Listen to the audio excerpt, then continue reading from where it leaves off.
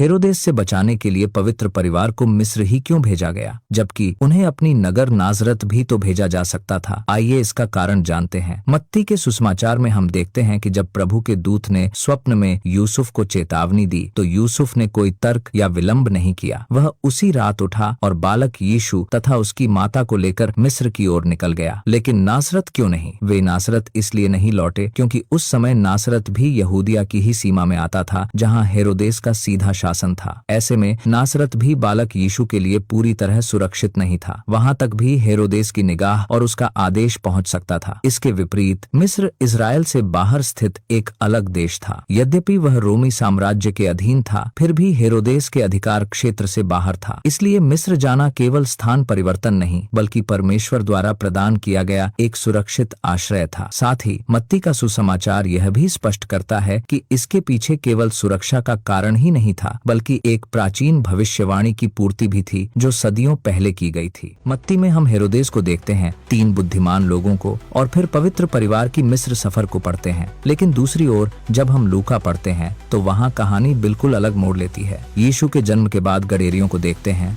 8वें दिन यीशु का खतना, और फिर यरूशलेम के मंदिर में शमौन और हन्ना को यीशु के लिए भविष्यवाणी करते पाते हैं, और अंत में नासरत लौटते देखते हैं। आखिर कौन सी घटना पहले हुई, कौन सी बाद में? अगर हेरोदेस यीशु को मारना चाहता था तो वे कब यरूशलेम के मंदिर में गए, और अगर वे मंदिर गए थे तो मिस्र की यात्रा कब हुई? अगर आप इसी तरह की सवाल में उलझ गए हैं तो आइए आज इसी उलझन की गांठ खोलते हैं और सरल भाषा में इस समय रेखा को समझते हैं।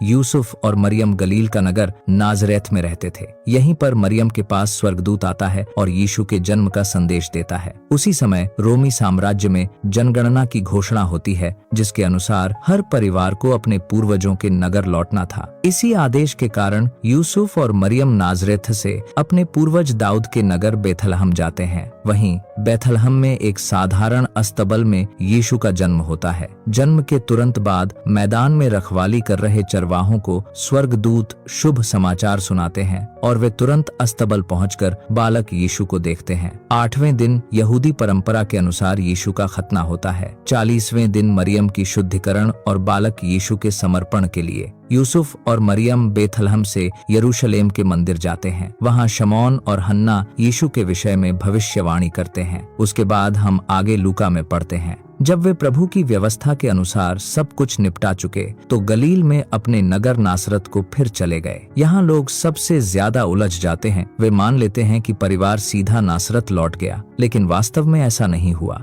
बल्कि मंदिर की यात्रा के बाद परिवार बेथलहम ही में रहा। जनगणना समाप्त हो चुकी थी और लोग अपने अपने वर्तमान नगर लौट चुके थे। इसीलिए यूसुफ और मरियम अपने रिश्तेदारों के घर कुछ महीनों या अधिक समय तक के लिए ठहरे।